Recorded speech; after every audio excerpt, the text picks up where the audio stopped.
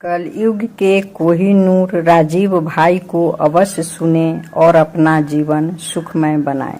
आप में से जो कार्यकर्ता भाई ग्रामीण पृष्ठभूमि के हैं, जो गांव से आए हैं, उनको भी स्वदेशी आंदोलन चलाना है।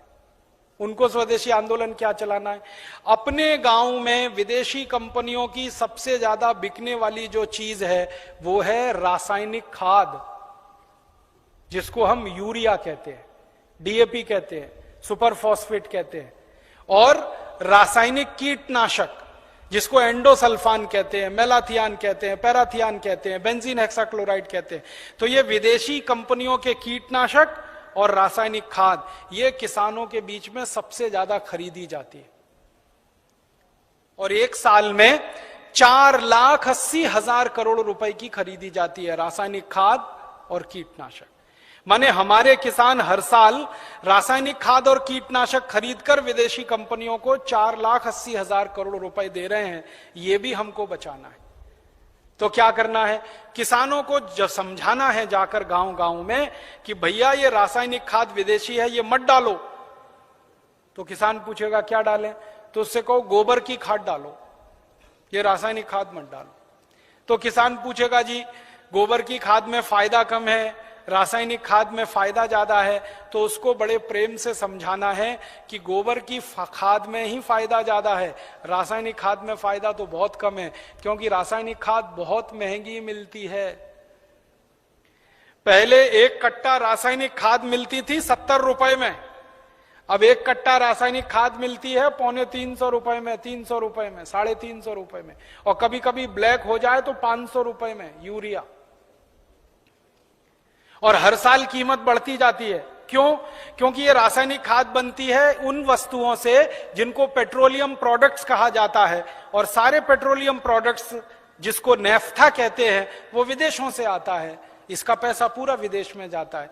किसानों को समझाइए ये कि बहुत महंगी पड़ती है। और इसकी महंगाई पता है दूसरी क्या है?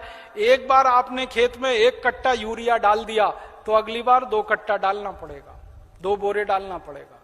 और एक बार 2 बोरे पड़ गया तो अगली बार 3 बोरे डालना पड़ेगा। एक बार 3 पड़ गया तो फिर 4 डालना पड़ेगा। हर बार बढ़ता ही जाता है, बढ़ता ही जाता है, बढ़ता ही जाता है, खर्चा बढ़ता जाता है। और मालूम है रासायनिक खाद बहुत गर्म होता है।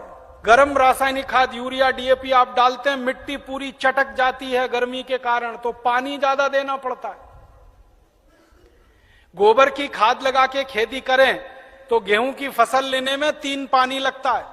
यूरिया डीएपी डालकर अगर गेहूं की खेती करें तो 5-6 बार पानी लगाना पड़ता है। पानी का खर्चा बढ़ जाता है, और पानी का खर्चा बढ़ेगा तो पानी तो जमीन में से ही निकालना पड़ता है। जमीन से ज्यादा पानी निकाल के आप खेतों में डालते रहेंगे तो पानी का तल नीचे नीचे नीचे नीचे होता चला जाता है। पहले पानी 25-30 फुट पे मिलता था, अब पानी 900 फुट तक नहीं मिलता खेतों में। तो किसानों को समझाइए कि यूरिया डालने से बड़ा भारी नुकसान है। एक तो हर साल खाद की मात्रा बढ़ानी पड़ती है, खर्चा बढ़ता है। दूसरा, हर साल पानी की मात्रा बढ़ानी पड़ती है, वो खर्चा बढ़ता है। और जहां पानी निकालने के लिए बिजली नहीं है वहां डीजल पंप चलाना पड़ता है, तो डीजल का खर्चा बढ़ता है। और डीजल कभी भी महंगा होता रहता है। एक जमाने में 7 रुपए लीटर मिलता था डीजल, अब 35 रुपए लीटर। 2-4 दिन के बाद ये 40 रुपए लीटर होने जा रहा है। फिर हो सकता है 1.5 साल में 100 रुपए लीटर हो जाए। किसान कहां जाएगा? मर जाएगा वो तो डीजल का खर्चा करते करते। और फिर एक और नुकसान होता है कि ये यूरिया डीएपी जब हम खेत में डालते हैं तो मिट्टी में ये केमिकल घुल जाते हैं, और मिट्टी में घुल गए तो पौधे की जड़ में आ जाते हैं, पौधे की जड़ से पौधे के तने में आ जाते हैं, पौधे के तने से पौधे के फल में आ जाते हैं, पौधे के फल में आ जाते हैं तो फिर वही फल हम खाते हैं, हमारे शरीर में आ जाते हैं। और हमारे शरीर में अगर ये जहर आ गया तो हमारी माताएं तो पूतना हो जाती हैं। आपने पूतना की कहानी सुनी? कृष्ण भगवान को जहर पिलाने के लिए आई थी। आज हमारी माताओं के दूध में जहर आ चुका है, अपने अपने बच्चों के लिए वो पूतना की स्थिति में है। आज हमारे देश की कई संस्थाओं ने माताओं के दूध का परीक्षण करवाया है, तो माताओं के दूध में वो सारे केमिकल हैं जो यूरिया में हैं। माताओं के दूध में वो सब केमिकल हैं जो कीटनाशक दवाओं में हैं।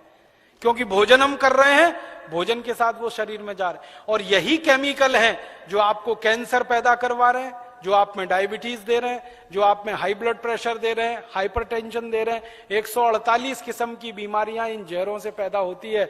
इसलिए किसानों को समझाओ कि ये यूरिया डीएपी का जहर एक तो विदेशी है, ये बंद करो। दूसरा, ये शरीर को नुकसान देता है, इसलिए बंद करो। तीसरा, ये पैसे का नुकसान करता है, इसलिए बंद करो। तो किसान पूछेंगे भाई क्या करें, तो उनसे कहो गोबर का खाद डालो। अब किसान क्या पूछेगा आपको सबसे पहले, वो कहेगा गोबर के खाद से तो उत्पादन नहीं होता। तो उससे कहो गोबर के खाद से भी उत्पादन बहुत अच्छा होता है, यूरिया डीएपी से जितना नहीं होता उससे तो ज्यादा गोबर के खाद से होता है। मैं तो पिछले 12-13 साल किसानों के बीच में काम करता रहा, महाराष्ट्र और कर्नाटक में। आप आइए वहां देखिए, हजारों हजारों किसानों ने यूरिया डीएपी बंद करके गोबर का खाद डालना शुरू किया है। और जिस किसान के यूरिया डीएपी के खेत में 1 एकड़ में 20 से 25 मीट्रिक टन गन्ना होता था, आज उस किसान के खेत में गोबर का खाद डालने से 90 से 100 मीट्रिक टन गन्ना हो रहा है, कम नहीं होता है। जिन किसानों के खेत में यूरिया डीएपी डालने से 1 एकड़ में 12 कुंटल गेहूं होता था, आज उनके खेत में गोबर का खाद डालने से 20 से 22 कुंटल गेहूं हो रहा है। जिन किसानों के खेत में यूरिया डीएपी डालने से 1 एकड़ में 2.5 कुंटल कपास होती थी, आज उन किसानों के खेत में गोबर का खाद डालने से 7 कुंटल एकड़ का कपास हो रही है। ऐसे एक नहीं, हजारों किसान हैं महाराष्ट्र में, कर्नाटक में, थोड़ा अगर चलेंगे तो छत्तीसगढ़ में बहुत किसान है। 12 साल मैंने बहुत काम किया किसानों के बीच, जा जाके उनको ये सब सिखाया। गोबर की खाद से उत्पादन ज्यादा मिलता है यूरिया डीएपी की तुलना। क्यों मिलता है वो जानना चाहिए। बहुत बहुत बढ़िया बात है, जो आप जान लो तो आप किसानों को समझा सकते। गोबर की खाद जब हम खेत में डालते हैं तो होता क्या है, गोबर जो है ना कई तरह के जीव जंतुओं का भोजन है। यूरिया जो है वो भोजन नहीं, जहर है। आपके खेत में एक जीव होता है जिसको केंचुआ कहते हैं। केंचुआ को किसी दिन पकड़ना और हाथ पे रखना और उसके ऊपर यूरिया डाल देना। 2-4 दाने ही यूरिया डालोगे, वो तड़पना शुरू हो जाएगा और 1 मिनट में मर जाएगा। हम जब खेत में टनों टन यूरिया डालते हैं ना, करोड़ों केंचुए मार डाले हमने यूरिया डाल डाल के। और केंचुए क्या करते हैं, केंचुए मिट्टी को नरम बनाते हैं, पोला बनाते हैं और उपजाऊ बनाते हैं। केंचुए का काम क्या है, ऊपर से नीचे जाना, नीचे से ऊपर जाना। पूरे दिन में वो 3 चक्कर नीचे ऊपर के लगाता है। नीचे जाएगा फिर ऊपर आएगा, फिर नीचे जाएगा फिर ऊपर आएगा। अब केंचुआ जिंदा है तो नीचे जाएगा फिर ऊपर आएगा। केंचुआ जब नीचे जाता है तो एक रास्ता बनाते हुए जाता है, ऊपर आता है तो दूसरा रास्ता बनाते हुए आता है। तो परिणाम क्या होता है कि ये छोटे छोटे छिद्र जब मिट्टी में वो केंचुए तैयार कर देता है तो बारिश का पानी इन्हीं छिद्रों में से नीचे एक एक बूंद नीचे रिसते हुए तल में जमा होता है। माने वाटर रिचार्जिंग का दुनिया में सबसे जबरदस्त काम कोई करता है तो केंचुआ करता है, और यूरिया के कारण ये मर जाता है। इसलिए यूरिया डालना माने किसान के लिए आत्महत्या करने के बराबर है। जिस किसान के खेत में यूरिया डलेगा केंचुआ मर जाएगा। केंचुआ मरा तो मिट्टी में ऊपर नीचे कोई जाएगा नहीं, तो मिट्टी कठोर होती जाएगी, कड़क होती जाएगी। मिट्टी और रोटी के बारे में एक सत्य है कि इसको फेरते रहो नहीं तो खत्म हो जाती है। रोटी को फेरना बंद करो जल जाती है, मिट्टी को फेरना बंद करो पत्थर जैसी हो जाती है। मिट्टी को फेरने का मतलब समझते हैं, ऊपर की मिट्टी नीचे, नीचे की मिट्टी ऊपर, ऊपर की नीचे, नीचे की ऊपर। ये केंचुआ ही करता है और कोई नहीं कर सकता। केंचुआ तो किसान का सबसे बड़ा दोस्त है। मैंने इसका हिसाब निकाला था, एक केंचुआ साल भर अगर जिंदा रहे तो 36 मीट्रिक टन मिट्टी को उठक पटक कर देता है, ऊपर से नीचे, नीचे से ऊपर, एक केंचुआ साल भर में। और उतनी ही मिट्टी को ट्रैक्टर से उलट पलट करना पड़े तो कम से कम 100 लीटर डीजल खर्च होता है, और 100 लीटर डीजल 3600 रुपए का आता है। माने एक केंचुआ हर आदमी का 3600 रुपए बचा रहा है। ऐसे करोड़ों केंचुए हैं, पता सोचो कितने हजार करोड़ रुपए बच रहे हैं इस देश में। इसलिए गोबर का खाद डालने से फायदा क्या होता है, रासायनिक खाद डालो केंचुआ मर जाता है, गोबर का खाद डालो केंचुआ जिंदा हो जाता है। क्योंकि गोबर केंचुए का भोजन है। केंचुए को भोजन मिले तो वो अपनी जनसंख्या बढ़ाता है। और इतनी तेज बढ़ाता है कि कोई नहीं बढ़ा सकता। भारत सरकार कहती है हम दो हमारे दो, केचुआ नहीं मानता उस बात को। एक एक केचुआ 50-50 हजार बच्चे पैदा करके मरता है। 50-50 हजार। एक जाति का केचुआ तो मैंने देखा 1 लाख पैदा करता है बच्चे, तब मरता है। तो वो एक जिंदा है, उसने 1 लाख पैदा कर दिए, अब वो 1-1 लाख पैदा करेंगे, करोड़ों केचुए हो जाएंगे अगर गोबर डालना शुरू किया।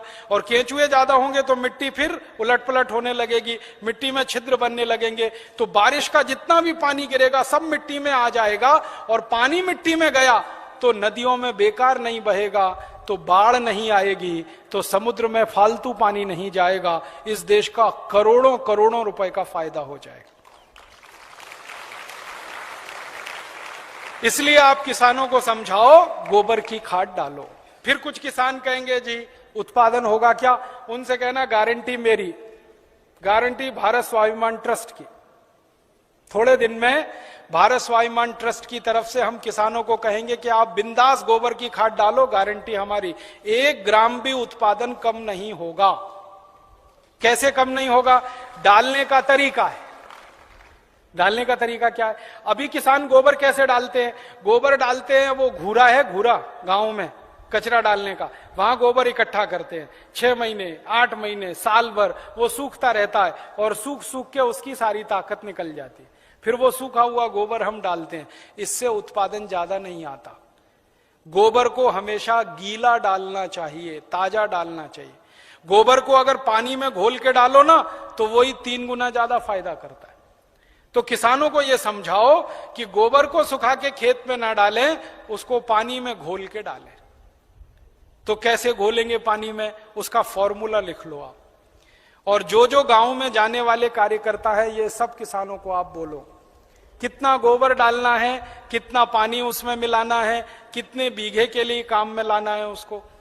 अब आपको मैं एक मोटी सी बात बता देता हूं। 1 एकड़ माने 2.5 बीघा, 5 बीघा नहीं, 2.5 बीघा। तो एकड़ 2.5 बीघे का हिसाब जोड़कर बताता हूं। एक किसान को एक बार में 1 एकड़ फसल के लिए कितना गोबर डालना पड़ेगा? गीला करके डालेंगे तो 10 किलो गोबर, बस 10 किलो गोबर। 10 किलो गोबर, फिर से सुन लो, 10 किलो, ज्यादा नहीं बोल रहा हूं, 100 किलो नहीं, 10 किलो गोबर 1 एकड़ के लिए। डालना कैसे? लिख लो 10 किलो गोबर। फिर इसमें चाहिए 10 लीटर मूत्र। जिस जानवर का गोबर उसी का मूत्र। गाय का गोबर तो गाय का मूत्र, भैंस का गोबर तो भैंस का मूत्र, बैल का गोबर तो बैल का मूत्र। अब आप बोलोगे गोबर तो इकट्ठा कर लेंगे, मूत्र कैसे इकट्ठा करें? जानवर जो मूत्र देते हैं ना, जहां पे आप जानवरों को रखते हो वहां पे पत्थर वत्थर लगा के एक छोटी सी नाली बना लो और उसमें ढाल लगा दो। जितना भी वो पेशाब करेंगे वो नाली में आ जाएगा। नाली के आगे खड्डा खोद दो, वो सारा उसमें जमा हो जाएगा, फिर वो ले लो। और मैं आपको एक अच्छी बात बताता हूं, जानवरों के मूत्र की कोई एक्सपायरी डेट नहीं है। 1 साल, 2 साल, 3 साल, 5 साल, 10 साल, 20 साल, 50 साल खराब ही नहीं होता। तो चिंता करने की बात ही नहीं है। तो इकट्ठा होता रहेगा, खड्डे में डालते रहो। तो 10 किलो गोबर, 10 लीटर मूत्र, ठीक है। फिर इसमें मिलाना है लगभग 1 किलो गुड़, आधे से 1 किलो गुड़। गुड़ तो आप सब जानते हो। एक तो गुड़ होता है जिसको आप खा लेते हो, एक तो गुड़ ऐसा होता है जिसको जानवर खा लेते हैं, और एक गुड़ ऐसा होता है जिसको कोई नहीं खा सकता, गीला गीला, पुराना पुराना, काला काला। वो गुड़ खेत के बहुत काम का है। जो सबसे घटिया गुड़ है, जिसको ना जानवर खा सकते हैं ना आपका, वो खेत के लिए बहुत काम का है। तो वो गुड़ ले लो, आधे से 1 किलो। गोबर हो गया, मूत्र हो गया, गुड़ हो गया। अब इसमें लगभग 1 किलो डालना है दाल का आटा।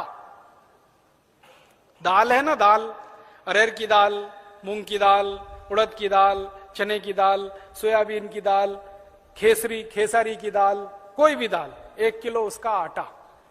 4 चीजें हो गई, गोबर, गोमूत्र, गुड़, दाल का आटा। और इसमें डालनी है 1 मुट्ठी मिट्टी। 1 मुट्ठी में आधा किलो या 1.25 किलो तक मिट्टी आती है।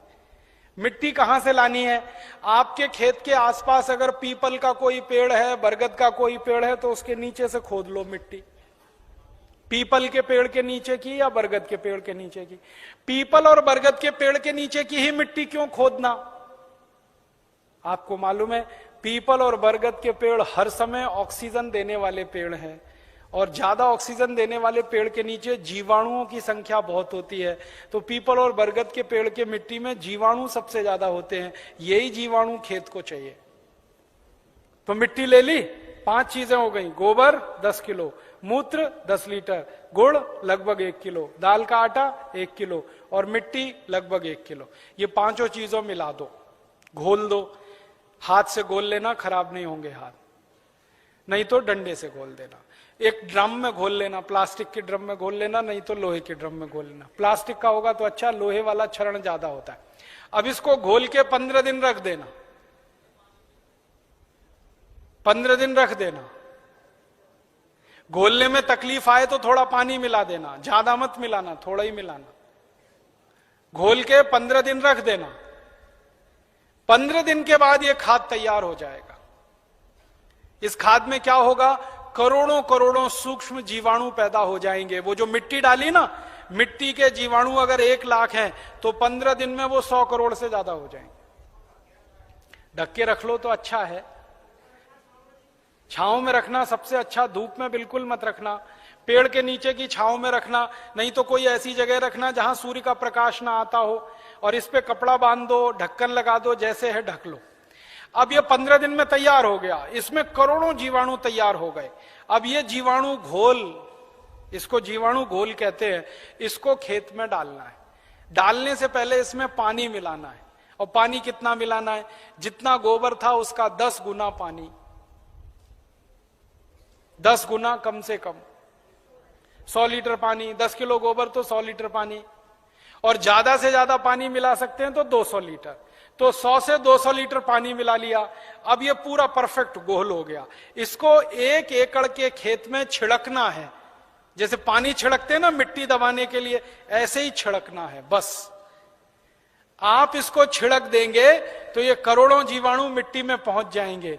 तो मिट्टी में जीवाणुओं की संख्या बढ़ती जाएगी, और मिट्टी में सारा खेल खेलने का काम जीवाणु करते हैं।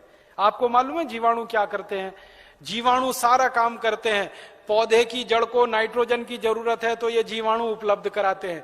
पौधे की जड़ को कैल्शियम चाहिए तो ये जीवाणु उपलब्ध कराते हैं। पौधे की जड़ को आयरन चाहिए तो ये जीवाणु, माने पौधे को बड़ा होने के लिए जितने भी सूक्ष्म पोषक तत्व चाहिए और फिर वो हमारे शरीर में वास्तव में चाहिए, वो सब इन जीवाणुओं की करामात से ही मिलता है। तो पौधे की जड़ को भरपूर सूक्ष्म पोषक तत्व मिलने लगेंगे, पौधे की बढ़त बहुत तेज होगी, और जिस पौधे की बढ़त अच्छी होगी उसका फल अच्छा होगा, जिसका फल अच्छा होगा उसका उत्पादन अच्छा होगा। अब इसमें समय लिख लो, कितनी बार डालना, कब डालना। सबसे अच्छा तरीका यह होता है कि खेत को जब जोतने की तैयारी करें ना, जोतें, बीज डालने से पहले खेत जुताई होती है ना, खेत जुताई करते ही 1 दिन डाल दो। आज जुताई किया, कल डाल दो, जुताई करके डाल दो। ये पहली बार, ठीक है। फिर इसके डालने के 2-3 दिन बाद या 4 दिन बाद या 5 दिन बाद बुआई कर दो। है कितना डाल सकते हैं बताया ना? 1 एकड़ में जितना तैयार हुआ 200 लीटर वो। तो आपने इसको जोत के 1-2 दिन में डाल दिया, फिर बीज बो दो। बीज बोने के 21वें दिन में फिर डाल देना। आज बीज बोया तो ठीक 21 दिन बाद एक बार फिर डाल देना। क्या होता है ना, बीज में से अंकुरण होता है, और अंकुरण होने के 21वें दिन तक वो मिट्टी की ताकत से बढ़ता है। फिर 21 दिन के बाद वो सूर्य की ताकत से बढ़ना शुरू हो जाता है, फोटोसिंथेसिस जिसको कहते हैं, प्रकाश संश्लेषण की क्रिया। सूर्य ताप से खाना बनाना शुरू कर देता तो बढ़त तेज हो जाती। तो और आप मोटी सी एक बात याद रखो कि हर 21वें दिन पर डाल देना। आज डाला, 21 दिन बाद डाला, फिर 21 दिन बाद डाला, फिर 21 दिन बाद डाला। तो एक फसल अगर आप समझ लो 4 महीने की है तो लगभग 5 बार डालना पड़ेगा। कोई फसल 6 महीने की है तो 7-8 बार डालना पड़ेगा। 8 महीने की है तो 10 एक बार डालना पड़ेगा। अब इसमें खर्चा क्या है? जानवर अगर घर के हैं तो गोबर फोकट का, मूत्र फोकट का, गुड़ मैं कह रहा हूं सबसे सड़ा हुआ जिसको फेंक देते हैं वो भी फोकट में मिल जाएगा, पानी तो फोकट का है ही, थोड़ा दाल वाल लेना पड़ेगा तो उसका खर्चा आएगा, लेकिन किसान अगर दाल पैदा करता है तो वो भी घर की हो जाएगी। माने खाद बनाने का खर्चा लगभग शून्य आएगा, मेहनत लगेगी, पूंजी में पैसा कम से कम खर्च होगा। और ये खाद जो तैयार होगी इसमें जबरदस्त क्वालिटी है, क्योंकि इसमें कैल्शियम भरपूर, आयरन भरपूर, फास्फोरस भरपूर। क्या क्या इसमें है? गोबर है, गोबर में कैल्शियम है, आयरन है, सल्फर है, सिलिकॉन है, कोबाल्ट है, मैग्नीशियम है, मैग्नीज है, 18 सूक्ष्म पोषक तत्व हैं जो चाहिए मिट्टी को। फिर गुड़ है, गुड़ में जबरदस्त फास्फोरस है, गुड़ में जबरदस्त कैल्शियम है, फिर मूत्र में ये सब है। तो जो सूक्ष्म पोषक तत्व हमें चाहिए वही मिट्टी को चाहिए, वो सब इस खाद में भरपूर हैं। यूरिया में नहीं है, डीएपी में नहीं है, यूरिया में कैल्शियम नहीं है, डीएपी में कैल्शियम नहीं है। और कैल्शियम सबसे प्रमुख आधार है मिट्टी के लिए, क्योंकि खेत में कैल्शियम होगा तो पौधे में होगा, पौधे में होगा तो फल में होगा, फल में होगा तो भोजन में होगा, भोजन में होगा तो शरीर में होगा, शरीर में होगा तो हड्डियां मजबूत, हड्डियां मजबूत तो शरीर मजबूत। ये सारा साइकिल इसी कैल्शियम के उस पे है। तो ये तो गोबर की खाद से ही मिलेगा, यूरिया डीएपी से मिलने ही वाला नहीं है। तो किसान को ये समझाइए आप।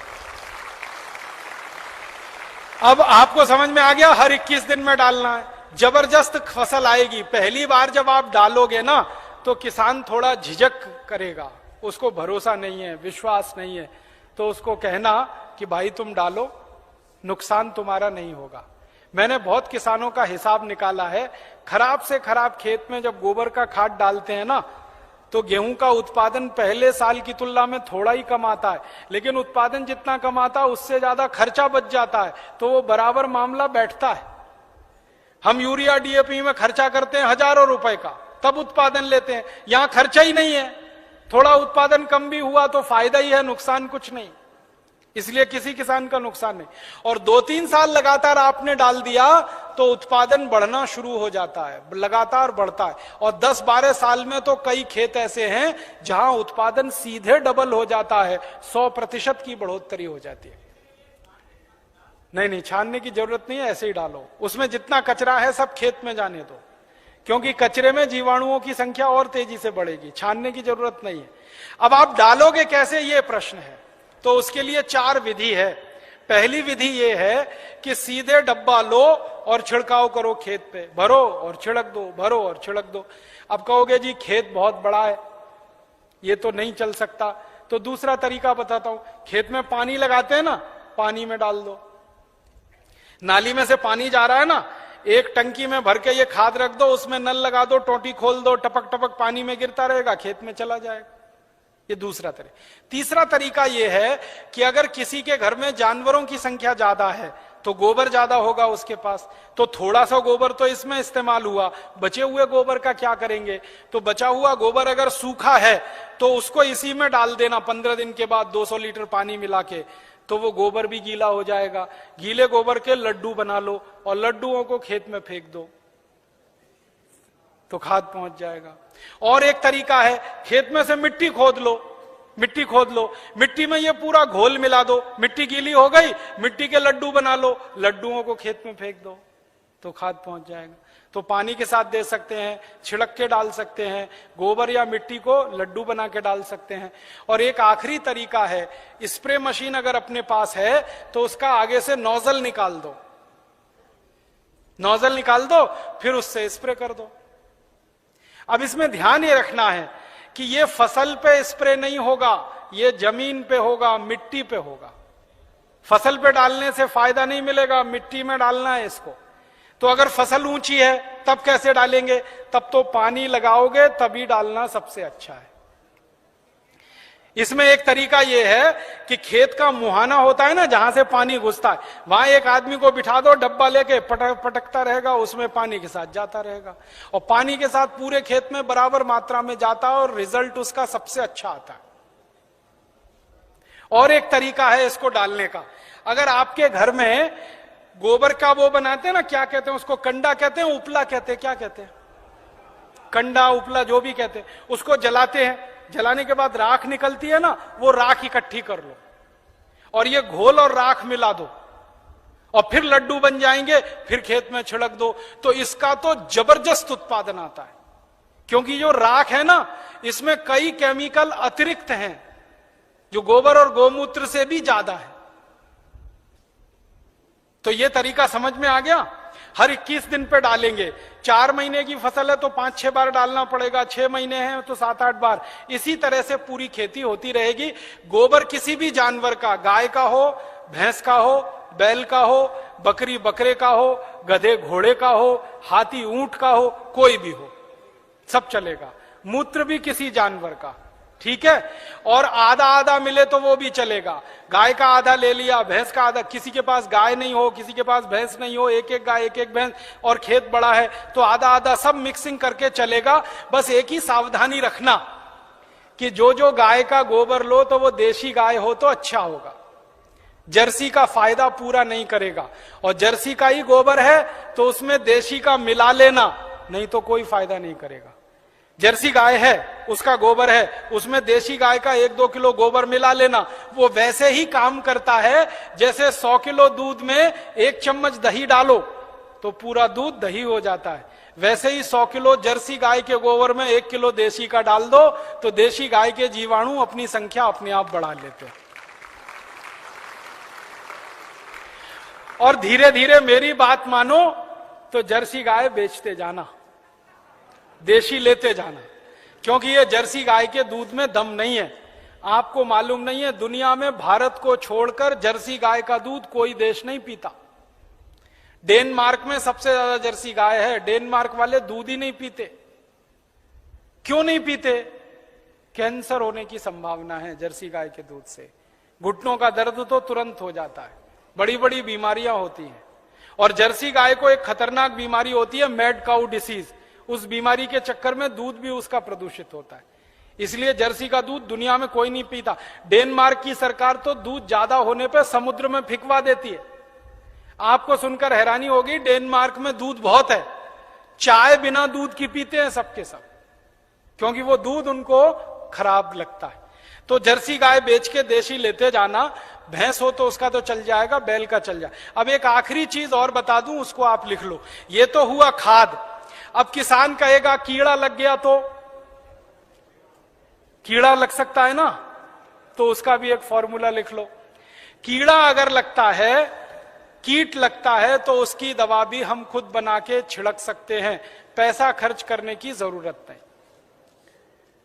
कीड़ा मारने की दवा कैसे बनेगी? 20 लीटर जानवरों का पेशाब ले लो, गाय का, बैल का, भैंस का, 20 लीटर, ठीक है। ये 1 एकड़ के लिए बता रहा हूं। फिर इसमें 2.5-3 किलो नीम के पत्ते की चटनी डाल देना। नीम के पत्ते की चटनी, नीम का पत्ता है, पीस के चटनी बना के डाल देना, 2.5-3 किलो। और आकड़ा देखा है? आकड़ा के पेड़ के पत्ते की भी चटनी डाल देना, 2.5-3 किलो। आकड़ा, आक कहते हैं, आक, कुछ लोग अकौआ कहते हैं उसको। आक, आकड़ा, अकौआ, हाँ वही जो हनुमान जी पे चढ़ाते हैं, जिसमें सफेद सफेद दूध निकलता है। और एक तीसरा पत्ता है, सुनो सुनो भाई, एक तीसरा पत्ता है बेशरम। बेशरम जो है ना, अक्सर गांव में घुसते हैं ना तो दोनों तरफ किनारे किनारे लगा रहता, पान के जैसा पत्ता, बैगनी रंग का फूल आता है, उसमें ना खुशबू होती है ना कुछ होता है, बिना पानी के बिना बीज के होता है, इसलिए बेशरम कहते हैं। तो 2-2.5 किलो ले लो। और एक पत्ता है आपके गांव में अगर मिले तो, सीताफल का पत्ता, शरीफा जिसको कहते हैं, सीताफल शरीफा, उसका पत्ता 2-2.5 किलो ले लो। और अगर गांव में मिल जाए ना तो वो घास आती है ना, कांग्रेस घास, उसको चटनी बना के डाल दो, 2-2.5 किलो। और इसमें थोड़ा सा खूब तीखी लाल मिर्च हो, हरी मिर्च हो तो वो पीस के डाल दो, 250-300 ग्राम। लहसुन पीस के डाल दो, आधा किलो के करीब। गाजर घास, वही वही। और मैं आपको एक मोटी सी बात बताता हूं, वो याद रखो, जिन जिन पत्तों को गाय नहीं खाती, फिर से सुनो, जिन जिन पत्तों को गाय नहीं खाती और आपके गांव में उपलब्ध है, वो सब पत्ते पीस के डाल दो इसमें। गाय को खिला के देख लो, खा रही है तो नहीं डालना, नहीं खा रही है तो पीस के डाल देना। मोटी बात याद रखो। तो 3-4 तरह के पत्ते डाल दिए, थोड़ा लहसुन डाल दिया, थोड़ा मिर्ची डाल दी, 20 लीटर मूत्र में डाल के इसको उबालना है, गर्म करना, उबाल के ठंडा कर लो, ठंडा करके 200 लीटर पानी मिला दो। अब ये दवा तैयार हो गई, कीटनाशक। इसको स्प्रे कर दो किसी भी फसल पे, तो 48 घंटे माने 2 से 3 दिन में सारे कीट खत्म कर देता है। 1 पैसे का खर्चा नहीं होता, बाजार से कुछ नहीं लाना पड़ता। ये हर फसल में काम आता है, गेहूं में, चावल में, चने में, दाल में, मटर में, गन्ने में, हर तरह की फसल में ये उपयोग हो सकता है। तो कीटनाशक दवा बनाने का आपको मालूम, खाद बनाने का आपको मालूम। अब यूरिया, डीएपी और एंडोसल्फान गांव गांव से हमें बंद कराना है। 4,80,000 करोड़ रुपए किसानों का बचाना है, 2,32,000 करोड़ रुपए शहर वालों का बचाना है। ये दोनों मिला दें तो करीब 7-8 लाख करोड़ रुपए देश का हम बचा सकते हैं स्वदेशी आंदोलन की ताकत से। और बाहर से जो इंपोर्ट हो रहा है करीब 7 लाख करोड़ का, अगर पक्के स्वदेशी वाले लोग हो जाएं तो इंपोर्टेड चीजें भी बंद हो सकती हैं। 14 लाख करोड़ का फायदा, माने इतना बड़ा फायदा हम पूरे देश को दे सकते हैं अपने स्वदेशी आंदोलन और अभियान से। इसलिए स्वदेशी आंदोलन और अभियान को गांव-गांव जाके चलाना है। और आपको इसके लिए उस जमाने में लोकमान्य तिलक ने जैसा परिश्रम किया, महात्मा गांधी ने जैसा परिश्रम किया, विपिन चंद्र पाल ने जैसा परिश्रम किया और क्रांतिवीरों ने जैसे परिश्रम किया, वैसा ही परिश्रम आपको करना है। ताकि क्या होगा, जैसे आज हम लोकमान्य तिलक का नाम याद रखते हैं अपने देश के लिए, अपनी सभ्यता के लिए, अपनी आजादी के लिए, वैसे ही आपका नाम आने वाली पीढ़ियां याद रखेंगी इस देश के दूसरे स्वदेशी आंदोलन के लिए। ऐसा कहकर मैं आपका आभार व्यक्त करता हूं, बहुत बहुत आपको धन्यवाद देता हूं। राजीव भाई को लाइक करना ना भूलें।